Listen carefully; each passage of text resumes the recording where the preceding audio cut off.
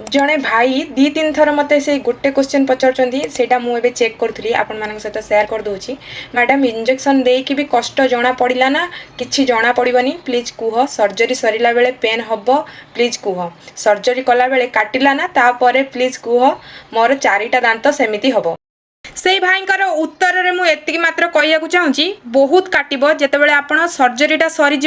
local anaesthesia जितेबाला प्रभावटा कमिज 4 ରୁ 5 घंटा भितर आपंकर एमती पेन हम पूरा असहनीय आपड़ बिल्कुल भी जंत्रणा सही पारे जितकी भी पेन क्लियर डॉक्टर जहाँ भी रूल रेगुलेशन रेस्ट्रिक्शन जहाँ भी कही सबू से गुड़ाक मानि सारा पेन कमिबनी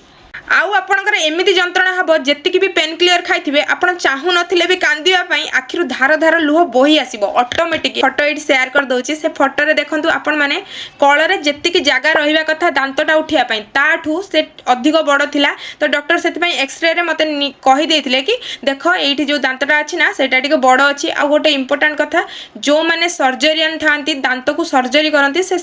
स्पेशलिस्ट को डके कि मोर सर्जरी करथिले से मैडम निजे ही मोर सर्जरी करनथिले जे तमे जति करूच सर्जरी ताहले तुमको पूरा मानि नेबा को पड़िबो जे एटा 10 ରୁ 15 दिन रो कष्ट आज मोर 10th डे आ आज मो दांतर जो सिले हेतिला तार सूता आज कढाला आ सूता कढाला परे डॉक्टर मैडम जेमति कहले कि तमर आज 70% कष्ट दूर हो जिवो मु पूरा पाखा पाखी 3 दिन रो जो एंटीबायोटिक कोन कोन सब देथिले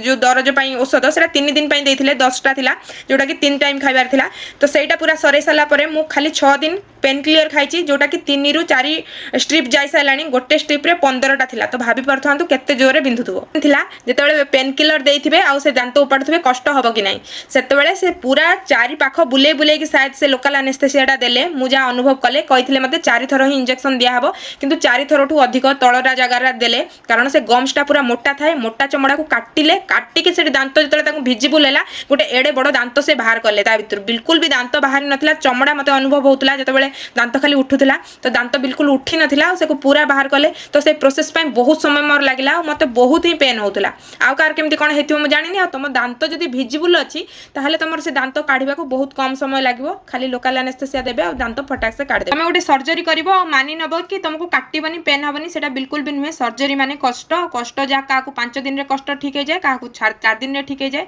आ मते तो पूरा पूरी आज की 10 दिन हैला आज जेतले सुता बाहर जाईची मते टिके अनुभव होउची बहुत भलो